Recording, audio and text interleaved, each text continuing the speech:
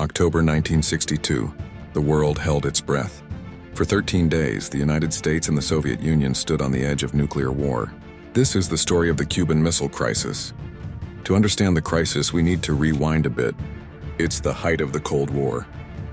The US and the Soviet Union are locked in a global struggle for power.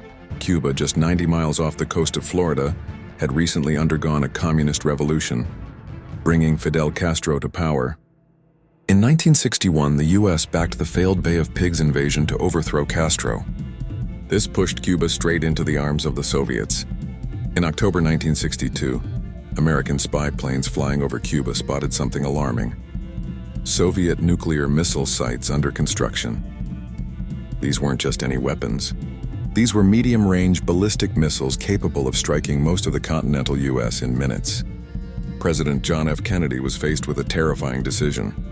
Should he bomb the sites, invade Cuba, or try to negotiate?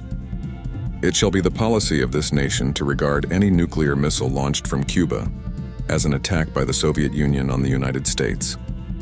JFK.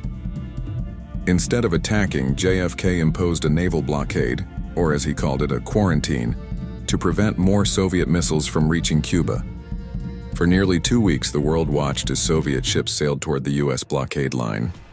American forces went on DEFCON 2, the highest state of military readiness short of nuclear war. But behind the scenes, secret diplomacy was happening. Letters were exchanged, tensions rose, and then a deal.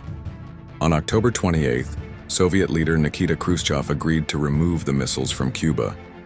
In return, the US promised not to invade Cuba and secretly agreed to remove its own missiles from Turkey.